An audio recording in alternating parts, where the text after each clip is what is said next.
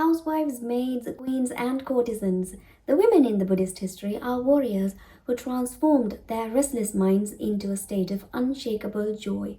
Regardless of the society they lived in, they committed to release themselves from the shackles that oppressed their minds.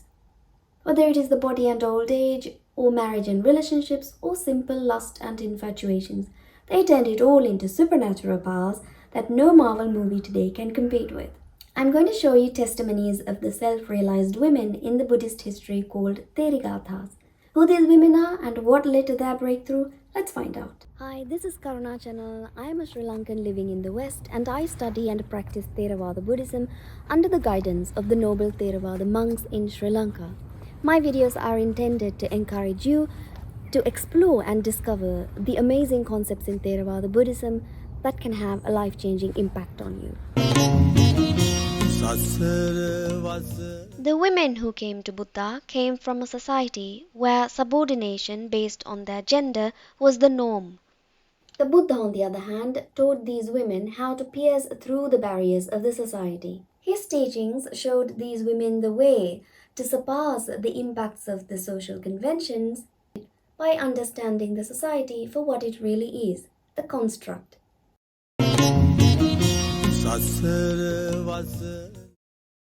Not long after the passing away of Buddha, his direct disciples, the enlightened monks and nuns, gathered together to repeat his teachings, the Dhamma, to preserve it orally. This gathering is called the First Council.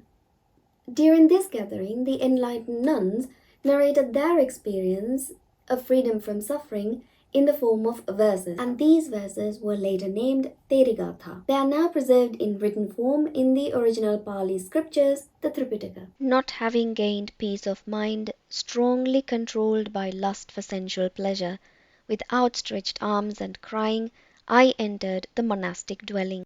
The dilemma of life that we all can relate to.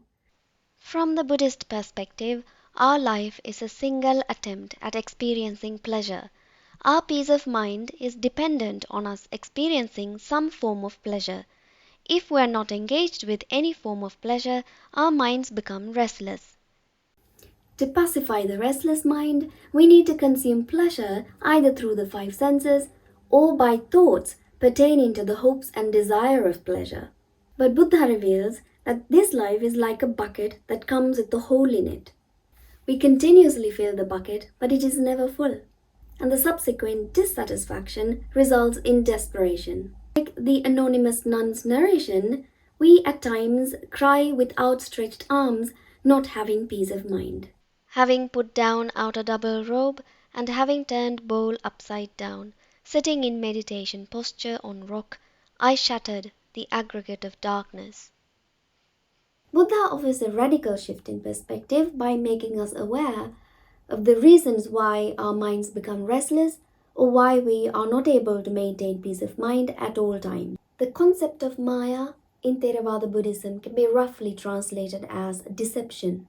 And this deception is precisely our belief that in order to keep our minds at peace, we need to seek pleasure. Remaining in this deception is what this enlightened nun calls darkness. When we realize that we are not bound to feed our minds so that it becomes peaceful, we gain control of our restless minds. What follows is a mind that has awakened to its natural, joyous, peaceful state, having thoroughly understood its former distortion. The nature of the world is its fluctuations, and the original nature of the mind is its unconditioned, peaceful joy. Mara. Whatever was reached by the sages, stage hard to originate. Women with two-fingered wisdom cannot reach it. Somateri. What matters womanhood when mind is well restrained, with presence of knowledge, seeing phenomena rightly, with insight. Pleasure is fully destroyed everywhere, the aggregate of darkness shattered.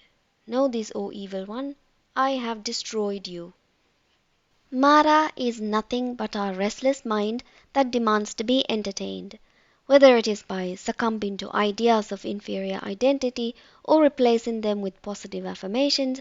We're perpetually in bondage to the mind that threatens to pull us down to a scary abyss if we do not serve it. But Buddhism reveals that in reality we don't need to serve our threatening minds, and by grasping this reality, freedom results. Most of us are not aware of this bondage to the threatening mind Mara, so the moment our minds become agitated, we do everything that is in our power to fulfill its demands. In the cases where we fail to do so, we suffer interminably. But if we can defeat the mind Mara by knowing its nature, by the knowledge of this, as the enlightened Somateri had done, we become free of its bondage.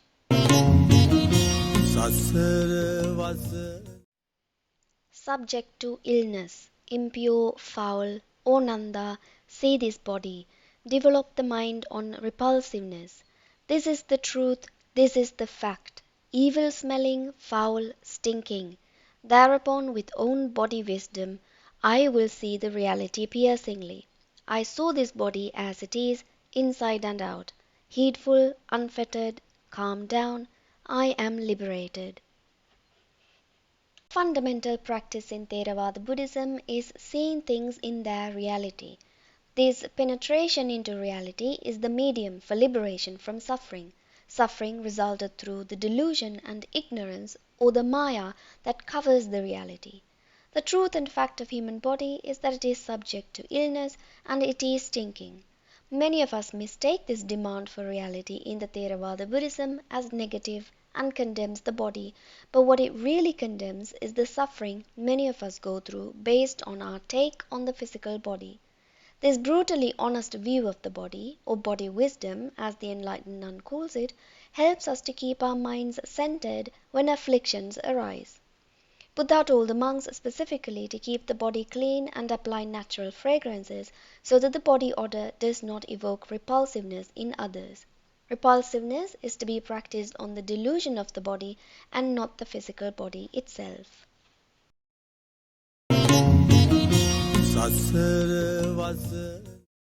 Womanhood is suffering. Having same husband is also suffering. For some, giving birth to a child even once is suffering. Returning home to give birth to my child, I witnessed my husband die in the forest. 2 sons have died. And on reaching home, full of sorrow, I saw on the pyre my parents and brother engulfed in the flames, familyless. I am with dart cut out, laid down the burden. Done what had to be done.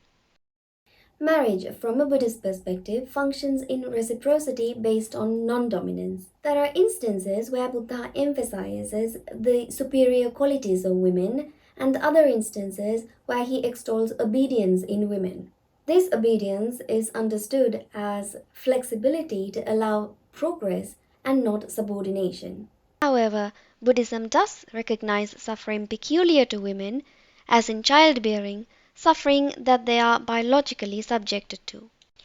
The problem we encounter when trying to practice detachment is that we can't imagine ourselves being dispassionate and lacking in emotion, and mostly we do not want to. We do like to communicate and express ourselves through our emotions. Therefore, it is necessary for us to realize that detachment cannot be practiced, but it is the outcome of having penetrated the truth about life, after which we naturally find detachment to be the mode of engaging with the world. To achieve a level of grasping the reality where detachment becomes natural to us takes time and sincere effort. Therefore, what Theravada Buddhism advises is not to focus on the things that are unimaginable to us right now. Instead, progress happens when we practice what lies within our capacity and not emulate something outside of our current capacity.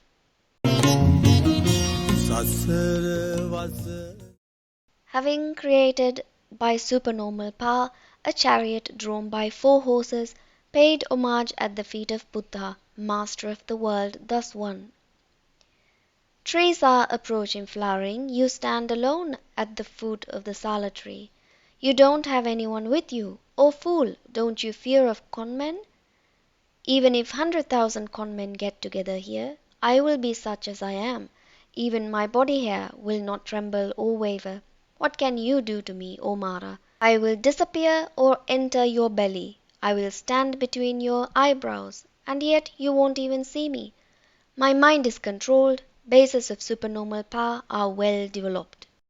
These self-liberated women developed a set of extraordinary powers called abhinya, including remembrance of past lives, telepathy, clairvoyance, and various other supernatural powers, and what is referred to as irdhi, a subset of powers like flying through the air, appearing in multiple places at the same time. Buddha named the Teri Uppalavanna as the highest capable nun to perform supernatural acts. Buddha himself and his disciples performed these supernatural acts only on occasions where it was necessary to teach the Dhamma. Achieving these powers is not the goal of Theravada Buddhism, but a natural outcome of the advancement in the path.